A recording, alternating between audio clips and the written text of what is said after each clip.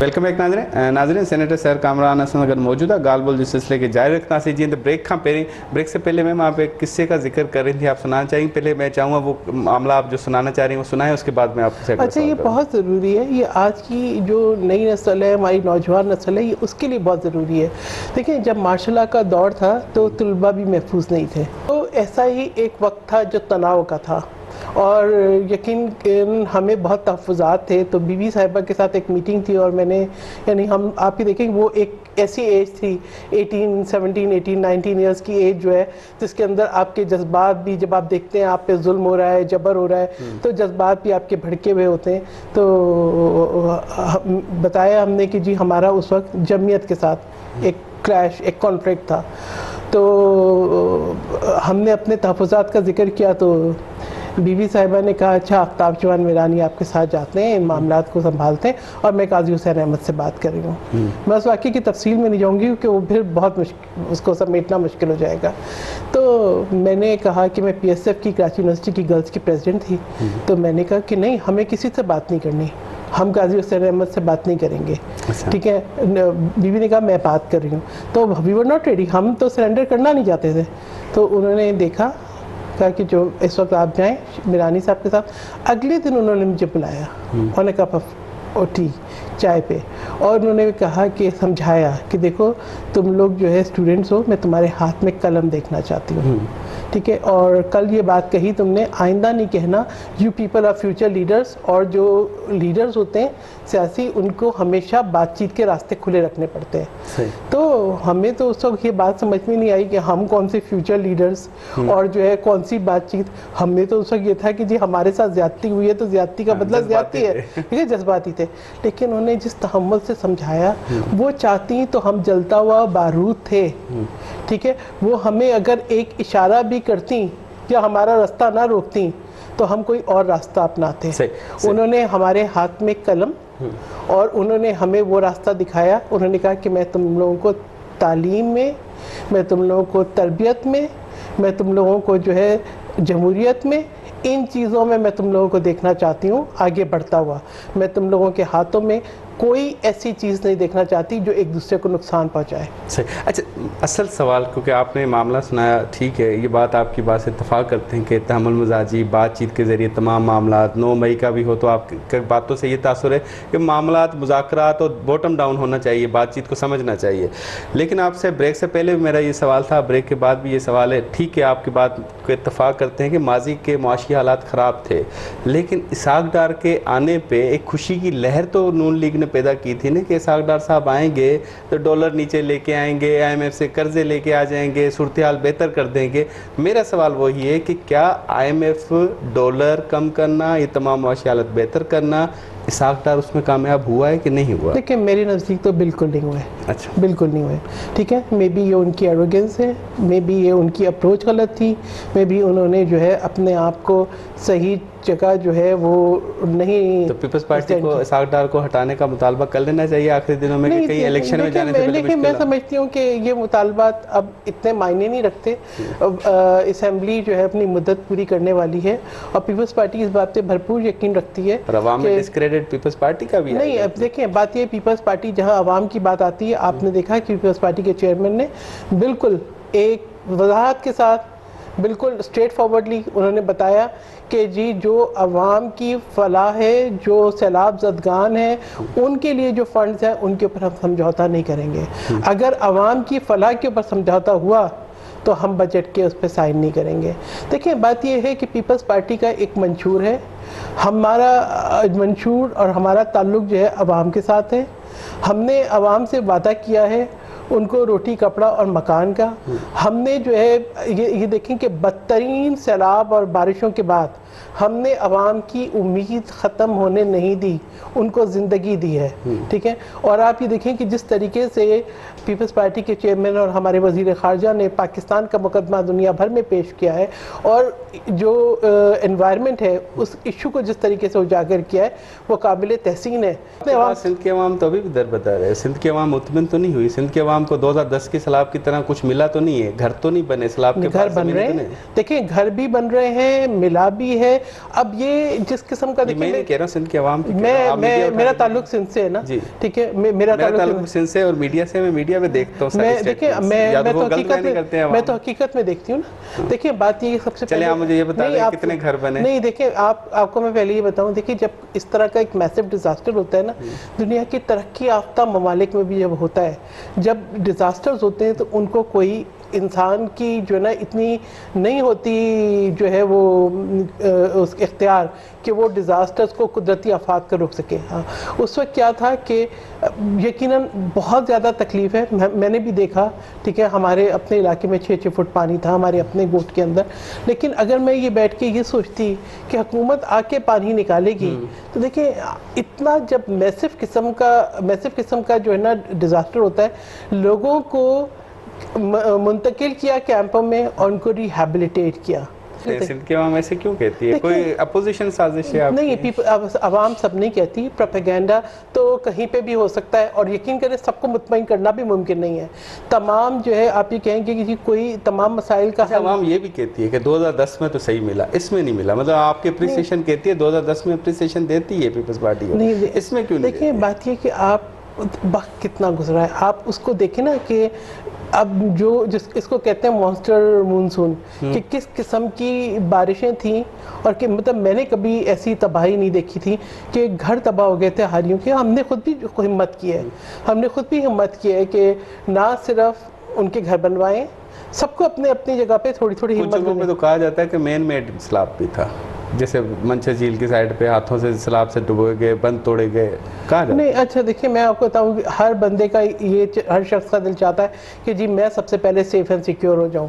अगर उसकी जगह पे पानी आ गया तो उसने कहा जी फौरन जो है वो जी हमारे जो है वो नक्के लगा दिए, बंद तोड़ दिए। नहीं, ऐसा नहीं होता, क्योंकि बंद टूटता है। आप ये देखें कि चीफ मिनिस्टर का अपना जो है अपनी जो विलेज है वो पूरी जो है वो क्या अपनी विलेज को जो है वो दबोएंगे। लेकिन वो यही तो कहते हैं ना लोग के चीफ मिनिस्टर साहब ने अपने अजीज को बंदों को 10 में सैलाब में 10 में ठेका दिया कि बंद ऊंचे करे, वो बंद तो ऊंचे कर दिए, दरवाजे नीचे रह गए, तो सैलाब तो आना ही था। नहीं ऐसा देखिए, इस तरह की बातें नहीं करना चाहिए। आपको ये देखना चाहिए इस वक्त जो है हेल्थ का बेहतरीन निज़ाम पूरे पाकिस्तान में, सिंध में है। ठीक है, चाहे आप लिवर ट्रांसप्लांट कहें, आप किडनी ट्रांसप्लांट कहें, आप लंग ट्रांसप्लांट कहें, आप NICVD कहें, और फ्री ट्रीटमेंट है। सिर्फ ये नहीं कि सिंध के अवाम के लिए, पूरे पाकिस्तानियों के लिए, बल्कि बैरून मुल्क से भी लोग आ रहे हैं। अब अगर आप सक्खर जाएं, सक्खर का NICVD देखें, या बेनज़ीराबाद चले जाएं, या आप जो है वो कराची चले जाएं या हैदराबाद चले जाएं, कहाँ पर फैसिलिटी नहीं है।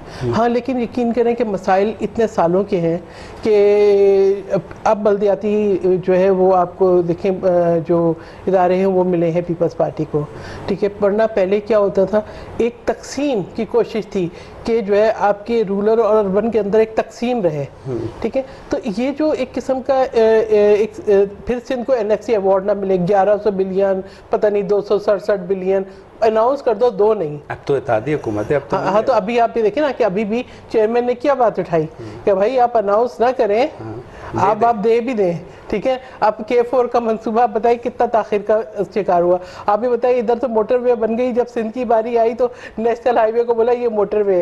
तो ये अब ये है कि हाँ, अब जो है वो चेयरमैन ने इस बात का कि इस वक्त खुद, क्योंकि उन्होंने कोशिश की कि प्राइम मिनिस्टर को लेकर आए, उनको दिखाएं। अब आप मुझे बताएं कि क्या थर जिसकी बात करते हैं, अभी भी लोग कहते हैं थर में बच्चे मर रहे हैं, क्या थर में NED नज़र नहीं आ रही, क्या थर में एंग्लो नज़र नहीं आ रही, क्या थर में खवातीन जो है डंपर चलाती हुई नज़र नहीं आ रही, क्या थर के अंदर जो है हॉस्पिटल्स नज़र नहीं आ रहे, क्या वहाँ पे जो है वो RO प्लांट्स नज़र नहीं आ रहे। देखिए अब थर जो है बिजली पैदा कर रहा है और नेशनल ग्रिड को दे रहा है। थर के लोग कह रहे हैं हमें वही नहीं, जहाँ पे ये कोयले की लगे रहे वहाँ पे नौकरियाँ नहीं मिल रही। थर के लोग एहतजाज कर रहे हैं, उमरकोट में आपको के बाहर एहतजाज हो रहे हैं। पहली बात, थर के लोग कहते हैं हमारे बच्चे भी मर रहे हैं। नहीं देखिए, पहली बात देखें, गलत बात नहीं करनी चाहिए। मेरे यहाँ मैं आपको एक सबसे अच्छी बात बताऊँ कि मेरी वोट में कोई चाइल्ड लेबर नहीं है। अच्छा, सारे बच्चे स्कूल जा रहे हैं।